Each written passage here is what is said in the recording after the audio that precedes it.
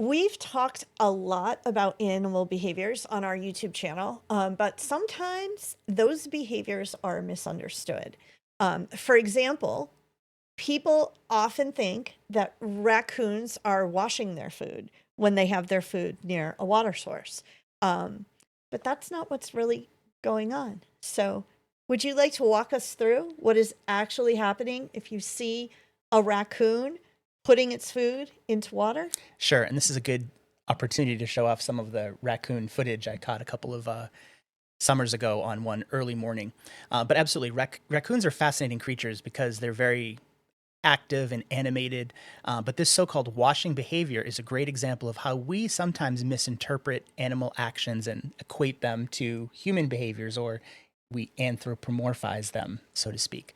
But it's not about cleanliness. This is about their incredible sense of touch. So raccoons have extremely sensitive paws, and wetting these paws enhances their tactile perception. It helps them identify edible objects and navigate their nocturnal foraging.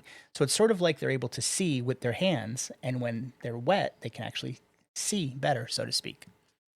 In captivity, when they're given water dishes, they even mimic these natural foraging movements, which creates the illusion that they're washing their food, which is completely unnecessary, of course. Okay, so it's not about washing, it's about feeling their food. So now I'm curious about their paws. Like what information can you tell us more about how their paws function? Sure, they've got these like little, think of them as tiny hairs called vibrissae, and uh, it's these hairs that help them feel the different textures and shapes on their paws. When they wet them, it makes them more sensitive. So this behavior is really useful at night, in particular when they're foraging, so they can feel their way through the mud, the water, looking for food sources. It's a little bit like, if you're trying to detect the direction of the wind, you might lick your fingertip and hold it up to the wind because it allows you to feel the evaporation a little bit better. Yep. It's kind of like that. Okay, I get it. All right. So this is interesting and it's got me wondering, like this is clearly an animal behavior that humans have misunderstood and kind of projected our human-like behaviors onto. Um, are there other animals that are misunderstood by humans in a similar way that you can think of at the top of your head? Yeah, I mean, there's a bunch. So start with crows or some other birds have been observed like dunking their food in water. And again, it looks like you're washing it because that's what people might do. And we're a little, I don't know, hypersensitive to germs and cleaning our food, which is fine. That's a good, healthy biological instinct that we have. And it's paid off well for us. But when crows do it, it's more about sort of softening the food and making it a little bit more easily digestible, both to their stomach, but also in their beak, right? They don't have teeth per se. They can crunch something down in their beak and break it into some smaller pieces, but they can't necessarily chew it all the way up. So birds that do that, it's about softening their food. Otters is another example. They use water while they're foraging, but not for cleaning, and they float on their backs and use rocks to open up mussels or clamshells and things like that. So they're using different tools. And so many other examples, right? Squirrels pretend to bury nuts just to throw off thieves and protect their secrets. Beavers build dams um, not just to stop the water flow and create a home habitat for themselves, but also to kind of kill off the trees on the edge over time and make it so that there's more food sources readily available to them in or near the edges of their pond. So nature is full of surprises. I kind of love how animals have figured out kind of how to use their environment to their advantage. Um, why do you think that myth of raccoons washing their food became so popular? I think it's just because it's so human like. When we see a raccoon dipping food in water, it's just easy to assume they're washing it just like people would.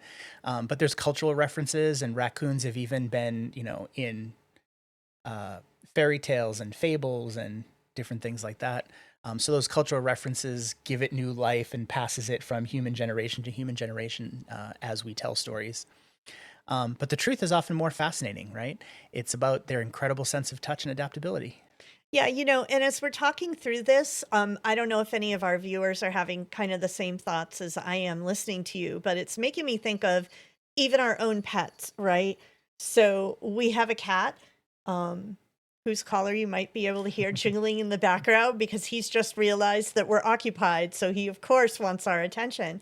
But I used to think that when our cat would hop up on my lap when I was on the couch and start kneading, that he was doing that because he was content and trying to make himself a cushy little spot on my lap, or maybe showing me affection. And then I looked it up, and it turns out that that's just like a leftover behavior from when he was a kitten. And he would do that to stimulate milk production in the mother cat. That's what that is. So I projected this whole assumption onto that animal that wasn't really true. Yeah, even the way cats bring you gifts like dead mice or something, which has happened from time to time here in our house, it's not really them giving you a gift the way that we would gift a tasty morsel to one another, but it's their way of teaching you how to hunt or showing you what the goal is, in an effort to try to get you to contribute as well. So yeah, they see you as part of their family and they're trying to pass along their skill to you. Or you see dogs, for example, spin in circles on the bed before they lay down, and that's just tapping into their ancestral instinct to create a flattened space in the grass for themselves before they settle down for the night. Yeah, it's really amazing how much of what our pets do is kind of rooted in their wild instincts, even though they're domesticated animals. Just like raccoons and otters and the beavers that you mentioned also have their rooted behaviors that are tied to kind of their environments and their ancestry, right? Yeah, I'd be curious to hear from our viewers on this too. Are there any other animal behaviors that you've seen or which seem human-like but have a different explanation? Maybe ones we didn't think of today.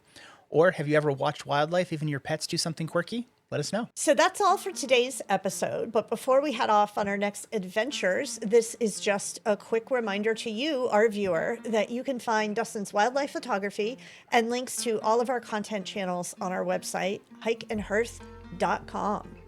And we love being part of the YouTube nature lovers community. So keep sharing your comments on your experiences with nature, wildlife, and conservation.